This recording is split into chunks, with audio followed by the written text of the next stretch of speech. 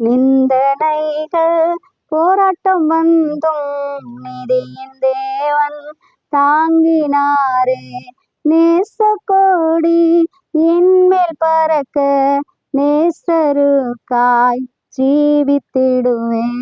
நம்புவேன் இயேசுவை, நம்புவேன் இயேசுவை, நம்புவேன் இயேசுவை, நம்புவேன் இயேசுவை.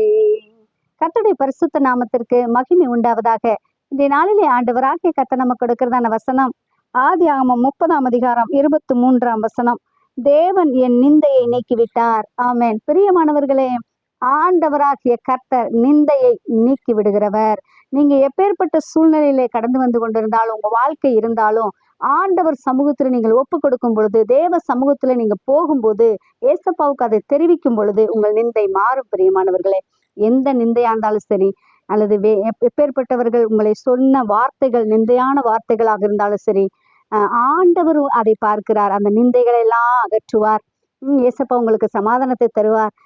யார் உங்ககிட்ட என்ன பேசினாலும் அவங்க மூலமாக உங்களுக்கு சமாதானத்தை கர்த்தர் ஏற்படுத்துவார். கவலைப்படாதீங்க, இதெல்லாம் செய்ய போகிற தேவன் உங்களோடு கூட இருக்கிறார். எவ்வளவு பெரிய ஆச்சரியம் பாருங்க. ஆண்டவரால் மட்டும்தான் முடியும்.